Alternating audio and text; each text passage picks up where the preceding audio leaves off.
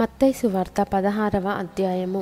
అప్పుడు పరిసయ్యులును సద్దూకయ్యులును వచ్చి ఆయనను శోధించుటకు ఆకాశము నుండి ఒక సూచక క్రియను తమకు చూపుమని ఆయనను అడుగగా, ఆయన ఇట్లనెను, సాయంకాలమున మీరు ఆకాశము ఎర్రగా ఉన్నది గనుక వర్షము కురియదనియు, ఉదయమున ఆకాశము ఎర్రగాను మబ్బుగాను ఉన్నది గనుక నేడు గాలివాన వచ్చుననియు చెప్పుదురు గదా. మీరు ఆకాశ వైఖరి వివేచింప నెరుగుదురు గాని ఈ కాలంల సూచనలను వివేచింపలేరు. వ్యభిచారులైన చెడ్డతరము వారు సూచక క్రియ నడుగుచున్నారు. అయితే యోనాను గూర్చిన సూచక క్రియయే గాని మరి ఏ సూచక క్రియ అయినా వారికి అనుగ్రహింపబడదని వారితో చెప్పి వారిని విడిచి వెళ్ళిపోయెను. ఆయన శిష్యులు అద్దరికి వచ్చి రొట్టెలు తెచ్చుటకు మరచిరి. అప్పుడు యేసు, చూచుకొనుడి, పరిసయ్యులు సద్దూకయ్యులు అను వారి పులిసిన పిండిని గూర్చి జాగ్రత్త పడునని వారితో చెప్పెను. కాగా వారు, మనము రొట్టెలు తేనందున గదా ఈ మాట చెప్పెనని తమలో తాము ఆలోచించుకొనుచుండిరి. యేసు అది ఎరిగి, అల్ప విశ్వాసులారా, మన యొద్ద రొట్టెలు లేవని మీలో మీరెందుకు ఆలోచించుకొనుచున్నారు? మీరింకను గ్రహింపలేదా? 5 రొట్టెలు 5,000 మందికి పంచిపెట్టినప్పుడు ఎన్ని గంపెళ్ళు ఎత్తితిరో అది అయినను, 7 రొట్టెలు 4,000 మందికి పంచిపెట్టినప్పుడు ఎన్ని గంపెళ్ళు ఎత్తితిరో అది అయినను మీకు జ్ఞాపకము లేదా? నేను రొట్టెలను గూర్చి మీతో చెప్పలేదని మీరెందుకు గ్రహింపరు? పరిసయ్యులు సద్దూకయ్యులు అను వారి పులిసిన పిండిని గూర్చియే జాగ్రత్త పడురని చెప్పెను. అప్పుడు రొట్టెల పులిసిన పిండిని గూర్చి కాదు గాని పరిసయ్యులు సద్దూకయ్యులు అను వారి బోధను గూర్చియే జాగ్రత్త పడవలెనని ఆయన తమతో చెప్పనని వారు గ్రహించిరి.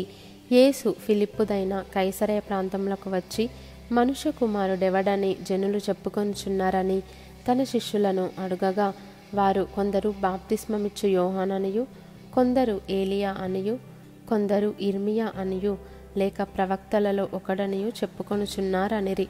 అందుకాయన, మీరైతే నేను ఎవడనని చెప్పుకొనుచున్నారని వారిని అడిగెను. అందుకు సీమోను పేతురు, నీవు సజీవుడగు దేవుని కుమారుడవైన క్రీస్తు అని చెప్పెను. అందుకు యేసు, సీమోను బర్యోనా, నీవు ధన్యుడవు. పరలోకమందున నా తండ్రి ఈ సంగతి నీకు బయలుపరచనే కాని నరులు నీకు బయలుపరచలేదు. మరియు నీవు పేతురువు, ఈ బండ మీద నా సంఘమును కట్టుదును. పాతాళలోక ద్వారములు దాని ఎదుట నిలువనేరవని నేను నీతో చెప్పుచున్నాను. పరలోక రాజ్యం యొక్క తాళపు చెవులు నీకిచ్చేదను. నీవు భూలోకమందు దేని బంధించుదువో అది పరలోకమందును బంధింపబడును, భూలోకమందు దేని విప్పుదువో అది పరలోకమందును విప్పబడునని అతనితో చెప్పెను. అటు పిమ్మట తాను క్రీస్తు అని ఎవనితోనూ చెప్పవద్దని ఆయన తన శిష్యులకు ఖండితముగా ఆజ్ఞాపించెను. అప్పటి నుండి తాను యెరూషలేమునకు వెళ్ళి పెద్దల చేతను ప్రధాన యాజకుల చేతను శాస్త్రుల చేతను అనేక హింసలు పొంది చంపబడి 3వ దినమున లేచుట అగత్యమని యేసు తన శిష్యులకు తెలియజేయ మొదలుపెట్టగా, పేతురు ఆయన చెయ్యి పట్టుకొని, ప్రభువా, అది నీకు దూరమగుగాక, అది నీకెన్నడును కలుగదని ఆయనను గద్దింపసాగెను. అయితే ఆయన పేతురు వైపు తిరిగి, సాతానా, నా వెనుకకు పొమ్ము, నీవు నాకు అభ్యంతర కారణమై ఉన్నావు.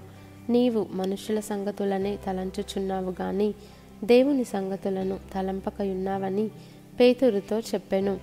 అప్పుడు యేసు తన శిష్యులను చూచి, ఎవడైనను నన్ను వెంబడింపగోరిన ఎడల తన్ను తాను ఉపేక్షించుకొని తన సిలువనెత్తుకొని నన్ను వెంబడింపవలెను. తన ప్రాణమును రక్షించుకొనగోరువాడు దాన్ని పోగొట్టుకొనును.